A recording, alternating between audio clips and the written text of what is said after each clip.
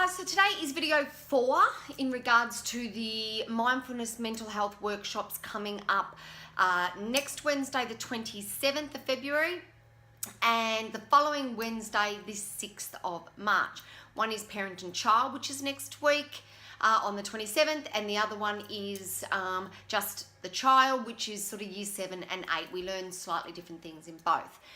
So today I'm covering a question that I've had from a few parents, which is all about sort of self-belief and comparison. So a big part that we learn in the mindfulness workshop is embracing imperfections. Now that's easier said than done, I get that, but when our children start to get to the senior levels of primary school and the lower levels of high school, they start to become very, very aware of everybody else, and the big thing that they do is compare.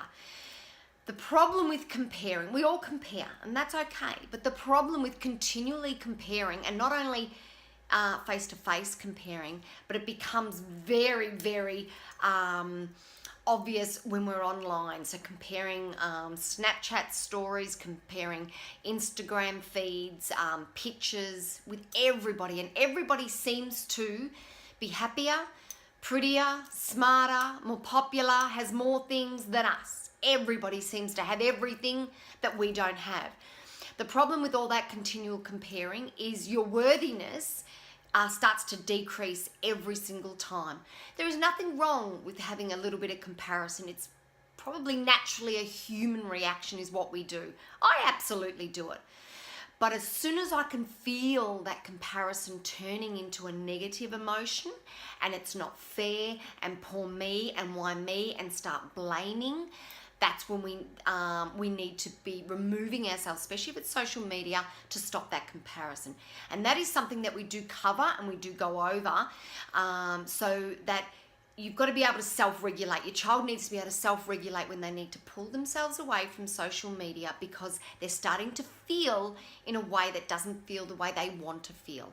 And from the very first video I did where we learn about the thought cycle and we learn exactly what we have control over, and that is an area we do have control over, how we choose to feel, so we can control that. And when we learn that, we can put that into real life, like when we're scrolling on social media and we're starting to feel negative about ourselves, we have that control. We have the control to remove ourselves from social media, even if for half an hour, even if taking the dog for a walk, so that we can get that feeling back that we want to feel, because that's in our control. We don't have control what other people put on their social media feeds. We would like to control what people put on and how many likes people get and how many likes people don't get, and we spend so much time in there. I wish I could get more likes, but you don't control that. And the thought cycle, we learn all these skills, and so we start to learn to embrace what we would consider our imperfection, yet I consider that you are perfectly imperfect, because I'm yet to meet someone that is perfect. So we learn ways to recognize it and ways then to handle and deal with that.